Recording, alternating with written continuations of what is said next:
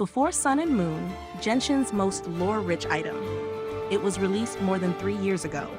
But let's talk about how it hinted at the creation of the Sacred Sakura tree, how Istaroth helped Makoto, and how the heavenly principles destroyed Inazuma.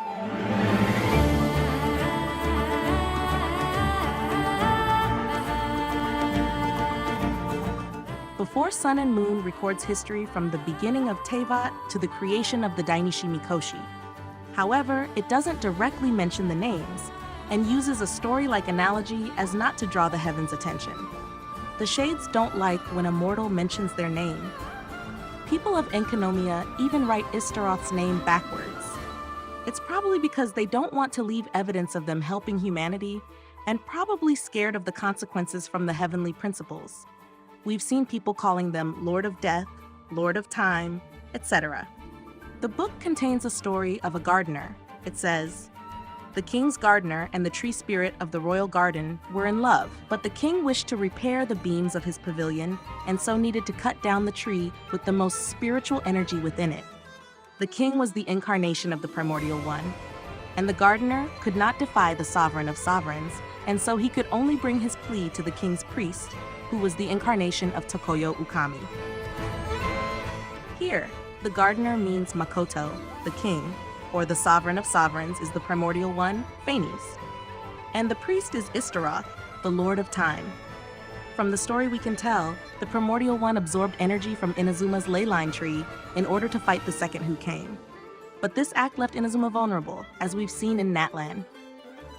So Makoto went to Istaroth to ask for help. The story follows as, "The priest had pity on the gardener and said to him, 'Go and cut the branches of the spirit tree down.' The gardener did so and afterward did as the king ordered, cutting the spirit tree itself down. Then the priest said, 'Plant the spirit tree's branches in the ground.' But the gardener said, 'A spirit tree shall take 500 years to grow.' The priest said, 'Your one thought shall echo through eternity.' And so the gardener planted the branches in his backyard. In an instant, the slim branches grow into a new tree." Why did the tree grow instantly, even though it should have taken 500 years? That's where Istaroth's power comes in. The book says, "For it is the god of moments who is able to take seeds from this moment into the past and the future."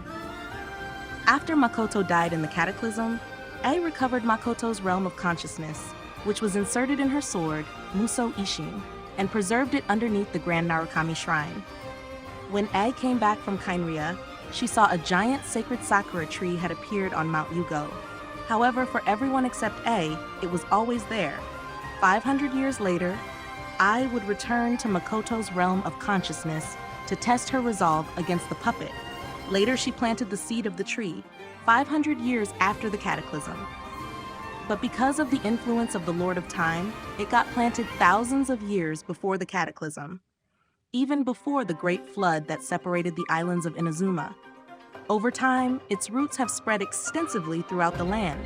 It has fused its roots with that of Irminsul, which can be seen by the glowing blue streaks that run throughout it, and allow functions such as purification and the manifestation of memories. But it is not the only time Istaroth has secretly helped humanity. From Enkanomiya to Mondstadt to Sumeru, Istaroth has been influencing the flow of time in Teyvat. She is also the reason why Traveler's sibling couldn't save Khaenri'ah. Whose side do you think she is on? With the heaven? Against the heaven? Or somewhere in between, alone and scared?